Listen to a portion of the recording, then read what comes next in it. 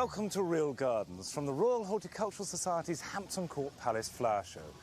For this week, the grounds of Hampton Court Park have been transformed into a vast garden centre with 25 acres of marquees, exhibits and show gardens, all of them displaying and selling their wares, which contain everything and anything that could possibly be related to gardens or gardeners. Now, we're going to be bringing some of our real gardeners here and give them £75 each to see what they can find to spend it on. But first, we're going to go to their own gardens at home and see the sort of thing that they might be looking for.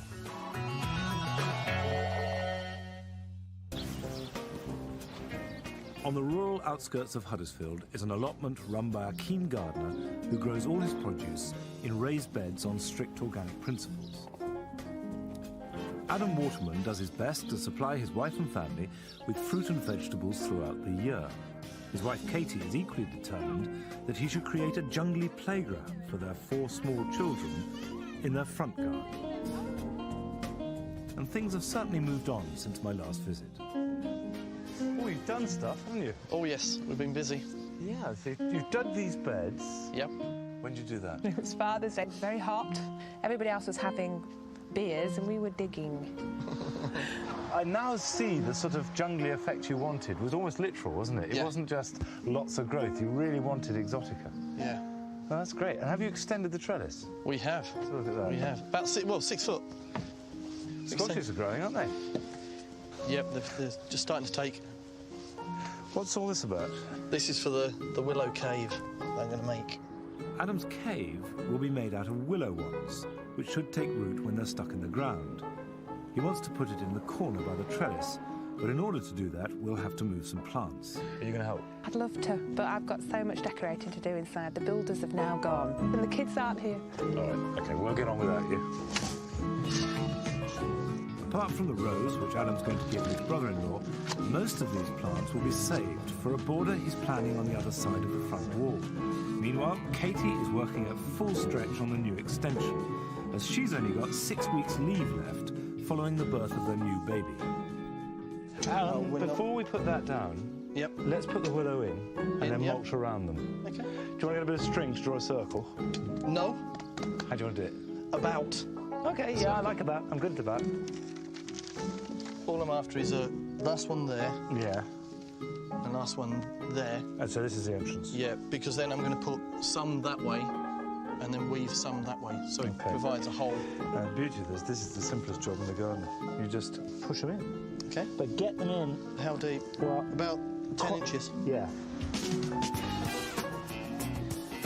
So there are 2 different types, but what are the lighter green ones for? They're a light green willow. Oh, the light green willow. Yep. And this is a darker green willow. Silly question. Will it produce a leader? Yeah, I mean, you can see there's one that might grow from there. Certainly that will grow up. Right. Providing the ground is kept wet, the willow should take root in a week or so, and the diagonal branches woven between the uprights will strengthen the cave and stop it blowing about too much in the wind. Wow, you've been working. Do you like Nice it? to see you've been doing something. Do you like it? You've been doing something. Mike, you can see that you've been painting. How's that? Because most of it's over your face and your arms and your trousers. Looks very fetching. Splattered. Are you flirting with my wife, Mr. Dodd? I always flirt. Now, you realise it's not going to stay like this, because these uprights are going to grow on up and then meet over the top, and then you tie them, and all these are just really a framework. So it'll be like a sort of great leafy igloo. Right. So everything here will grow. Very good. There we go.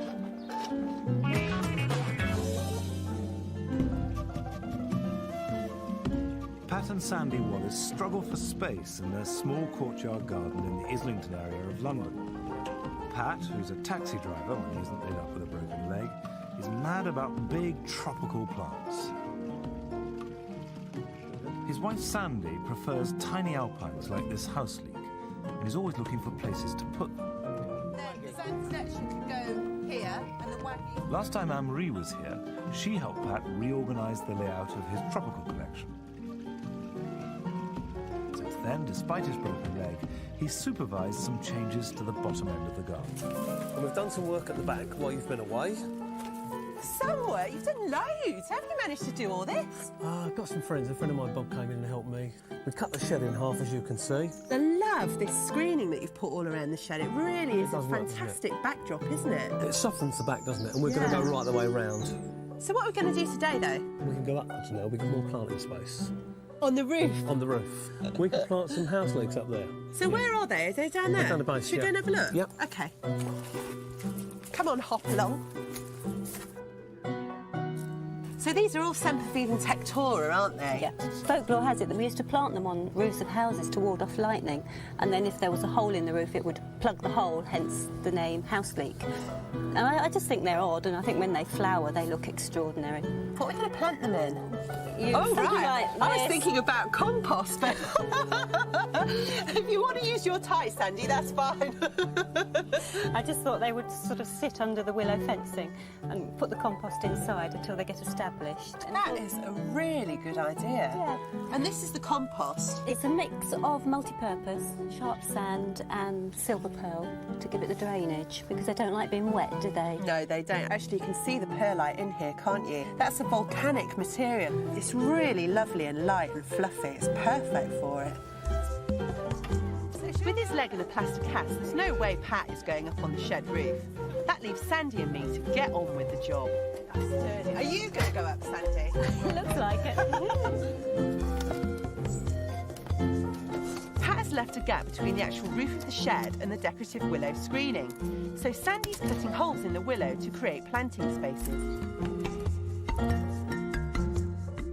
Meanwhile, I pack compost and Sempervivums into the pop socks and hand them up to her. Oh, that's lovely. Planting is easy. Sandy simply pushes the socks through the holes. It's a technique that would work just as well in any old crevice or hole in the wall.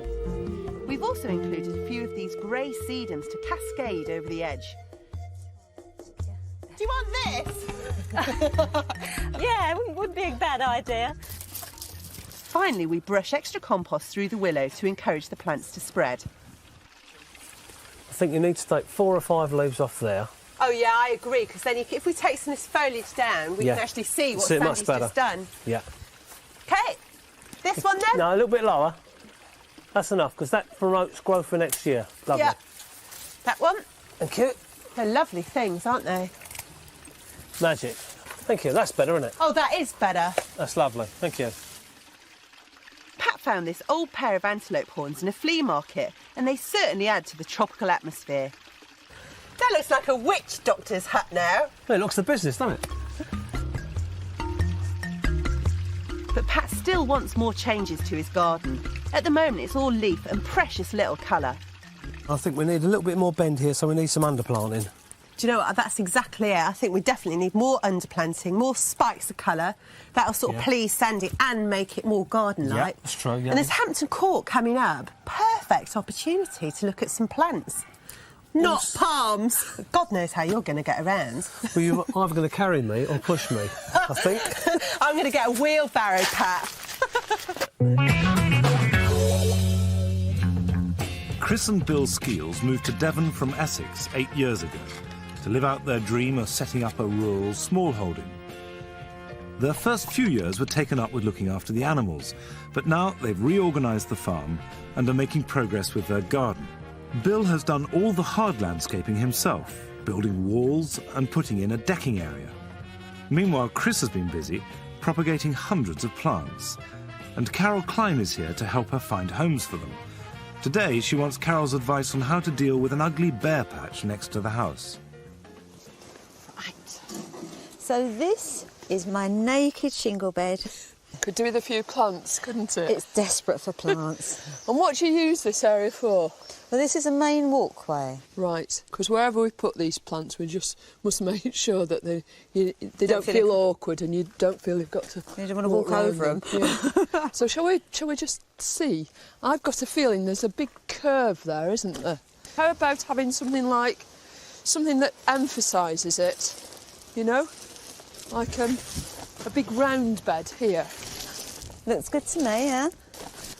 Yeah, and you've still got all that space there, but if we had another one over here, I don't know, kind of crescenty shape about there and the cross. Yeah. So it's like the sun and the moon, Chris. Oh, how poetic. What's this stuff that's down here now? This is what they call scalpings. We've used it just really for economy. It is a quarter of the price of what we're actually going to put on, because we're not leaving it like this. We're putting a creamstone on top. Right. Preparing the new beds involves quite a bit of heavy work, so Bill's giving us a hand. How deep did you say this was? First step is to remove all the grey scalpings and to strip off the porous membrane. Then it's time to get digging. Mind your nose, Bess. It doesn't pay to skimp on soil preparation, so we're digging in gravel to improve drainage and compost to enrich it. That's enough, you know. Yeah. Don't you? That's What good. a change. Looks fine, isn't it? Right. We've brought over a selection of drought-tolerant plants that will enjoy the well-drained conditions we've created. Yeah. Both these beds are the same. You know, to all intents and purposes, the conditions are exactly the same. So it doesn't matter so much what goes where from that point of view. So I think we should do it on based on aesthetic principles. Let's have Aunt May. These are nice straight upright shapes. Yeah. That's evergreen, so it's going to be visible all year round. All year round. Lots of these things are very silvery, Chris. And they're going to look lovely with your creamy stone. It's gorgeous, isn't it? You know what hyacinth We've got means. lots of feely plants here, haven't we? Yeah, we have. Lots of touchy ones. Yeah. Because lots of these dry-loving things actually do have very soft leaves. This will make a low mound. It's got really lovely silvery pink pea flowers and bronze seed pods. Then we can have my baby. No, my hirsute friend. Right. And that's going to make this big rosette. This salvia will shoot up spires of white flowers in late summer. It's best to decide on the design of the beds while the plants are still in their pots. Once we're certain they're in the right position, it's time to get them into the ground.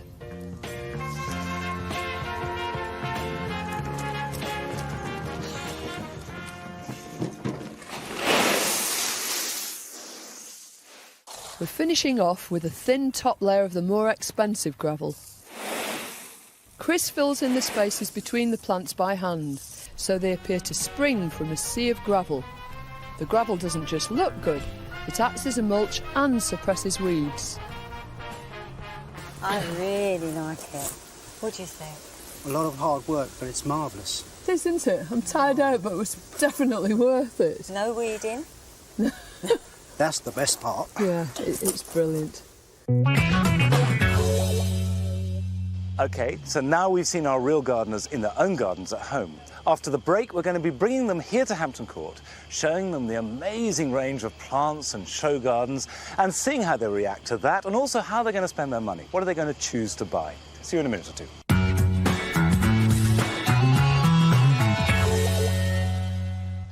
Welcome back. Hampton Court Flower Show has an atmosphere quite unlike any other show I know. It's very different to Chelsea, for example, which is very compact. And Hampton Court is sprawling and generous. All our real gardeners have now arrived and are making their way around the show. But first, we're joining Anne-Marie and Pat the cab. Oh, wow. We can go in. Oh, thank you, sir. What do you think of this, then? Oh, I'm on holiday. Lovely, isn't Yeah. it? I love the way they've used all of these annuals as underplanting, really, isn't it? yeah. And some nice palms. Yeah, Of course, lovely of course. palms. And what's this tall, pink? Oh, that's Marina longifolia. Oh, it's very nice. Well, I think it's fabulous. I mean, you've got the foliage at the back, which I'd love in my garden. Yeah. You've got so many different colours. You've got ordinary plants, which I wouldn't have in the garden, which look really good set against this background. I think it's like a film set. I really do. I just love the marigolds that just show you how an ordinary, everyday plant can look fantastic. It looks really good. I think what we'll do, we'll go shopping and we'll buy this whole garden. We'll go home and we'll start all and over rip again. all ours out. That's what you're Yeah. going to say, isn't The it? whole Yeah. thing. Me and Sandy will rip it all out. The show garden which Adam Waterman most wants to see is You Magazine's Go Organic Garden, which is a beautiful mixture of flowers and vegetables. What do you think about these raised beds? They're oak, you know. Are they? Yeah, these are solid oak. Aesthetically, I suppose it looks lovely, but it wouldn't be cheap. It would be prohibitively expensive to me. Nah, what about that slate? Would you use that to save your chips? Again, that is more practical. Wood chips disappear. Eventually, they rot down. What about the mixed planting in there? I mean, you tend to have blocks of things, don't you? Well, I do at the moment. I mean, I don't companion plant as much as I should do. I know that. But it's nice to see. And the point of this is obviously to show that organic growing... It's very pretty. Can be and should be beautiful. Oh, it's beautiful, it is, yeah. Now, something they haven't used is the paper. They will next year. Well, let me show you something. You see these raised beds are growing in there? Yeah. I hope they're not watching. If we scrape that away, look what's in there. Oh, pots. Everything's in pots. It is a show garden, though, isn't it? I mean, I would walk past it and I would think, that's interesting because they've got vegetables, because so few show gardens have vegetables, full stop. Right. And then what would take me back again is, and they're also organic. Right. So that's what, for me, would do. Well, let's have a look. What do you like particularly? I was amazed to see purple podded peas. They're lovely, aren't they? Yes, well, I've got some of these, but if I was walking past this would scream HDRA, you know, the Organic Association. I mean, that would... Because you can only get them from there? You can only get them from there. You've got to join their seed library. Right. But they're fantastic. OK, what can you take from this back to Yorkshire? I will do more companion planting. I'll be trying to get more flowers interspersed with my vegetables, which allotment communities would possibly wonder about. But it's a good organic principle, and it should be used. Do you think that a garden like this is beyond the reach of anybody? Anyone can do it. You've just got to look into it. You've just got to read up. You've just got to learn. Hampton Court is famous for its water gardens. Chris and Bill Skeels have a pond plant up, and they need to find out exactly how to do it. Well, what do you think? I like this, you know. I just like it because it looks so natural. I can see this at ours. But most of the plants on this side are native plants. You know, there's this purple loosestrife and all these different sedges. So they'd be happy up at our house then, wouldn't they? They'd be really happy. I love this grass. What's this called? Carex pendula. Oh, and look at how it hangs out. It's like earrings, isn't it? Yeah. I could wear them. Yeah, we could. We could have a matching pair. Yes, we could. I love this purple flower. And yet, if I saw that in a nursery, I wouldn't buy it. No. Because I think, oh, you know, I don't like spindly things. But here, in context with all these neighbours, I think, oh, yeah, that's really, you know, you could go out and buy it now. You have the inspiration because you come here and you see these things. What about the bridge? I think it's beautiful. I like the way the bridge starts and finishes. It sort of blends off into the plants and you don't see the beginning or the end of the bridge. It's very natural, doesn't it? It doesn't look engineered or particularly constructed, and it's very simple. So you wanted a bridge, didn't you? Yes, yes. Yeah. I think this is a really good idea. What's that over there that looks like an allium? I don't think it is it? No, it's not. It's a flowering rush. It's butomus. It's really very, very pretty. That really is nice. Can we have that in our pond? Of course you can. Absolutely. Can we have one there? If you plant it.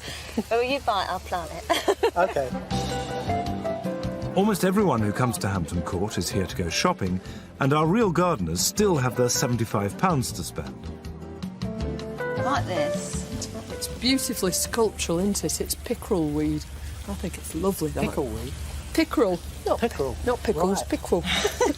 I don't know what pickerel means, but it has lovely sort of spikes of blue flower too. Oh, so that'll be nice, wouldn't it? What about the size, though, do you think? Because it's a very big pond, isn't it? We've got bigger plants down here. What's some others? Yeah, that's the same one. That's nice, isn't it? Yeah. It's a real bucket full, isn't it? A big plant. Yeah, I'll give it to Tarzan. Oh, right. That'll be... Oh, that's fine. Carry that, please, Bill. OK. What else? There's that purple loosestrife that you saw. Look at that. And they're already in these smashing pots. So we just plant it in? You can just plant it like it is, straight into mud. Right. Yeah. And what about this? It looks like a piece of string. It's corkscrew rush, isn't it? Right. Isn't it good? Yeah, this is the sort of thing Bill likes. I wouldn't go for this, but he would. Junkers. Oh, yes, got to have one of these. Is he allowed some plants? He's allowed some junk. Yeah. Got to have one of these. What about that other one, that big round-headed one? Yeah, your allium, your butomus. Butomus, that's it. The thing is, it's got such straight leaves, it gets mixed up with everything else, doesn't it? I think that's it, though, with those big, strong leaves. Oh, it's got red down the bottom. Yeah. Yeah, it's really beautiful, isn't it? Oh, that's a nice plant, isn't it? It is. Do you think that's enough to be going on with? Well, I My think hands are full. Come on, then. Oh, right then. Are your pockets, though? Who's going to pay? Do you think there's anything here that might interest you? Well, that wasp and fly trap, that's interesting because Seth is allergic to wasp and bee stings. It says green science controls naturally. Can we see it? Yes, certainly can. Right. What you actually do is you place the trap where you're getting a lot of wasps and flies. You put the chemical into the actual reservoir in the base here. Right. And then wasps and flies go up in the inside and they get trapped in the actual carton itself. Pheromone and organic lure. Is it approved by the Soil Association? No, it's not. We use at home a bit of jam in some water, greaseproof paper over the top, and make a hole in the middle. They go in, they can't get out. And it does the trick. How are you telling me that with an unknown chemical It does is say any it's different organic. to jam and water? It is organic. Well, it will actually work the same in principle, but at the end of the day, some people, if this is a pre-made thing ready to go home, this Does is an that say organic organic? lure. It is organic. It is an organic lure. Do you want to buy that or do you want to think about it? I'll think about it. I'll definitely think about it. All right. Yeah.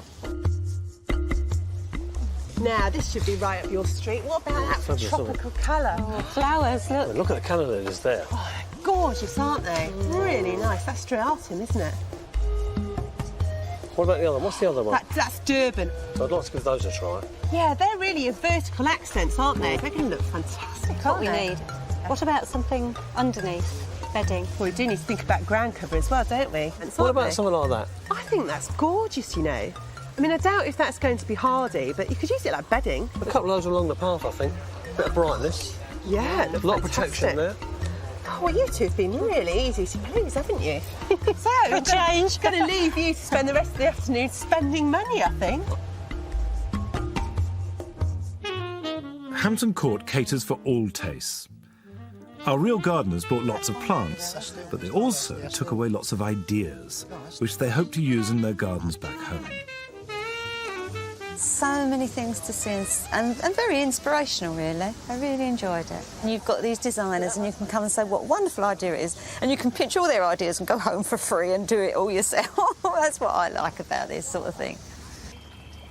My impression of the show gardens, well, I regard them as little more than like a fashion show, like a catwalk. But a garden such as this is a bit different. That's using a bit more real life. I think as long as you come here with the attitude that you're just going to get an idea, you know, nothing more and nothing less. I mean, it's not real. I don't think that the normal human being would be able to replicate in the same way as some of these.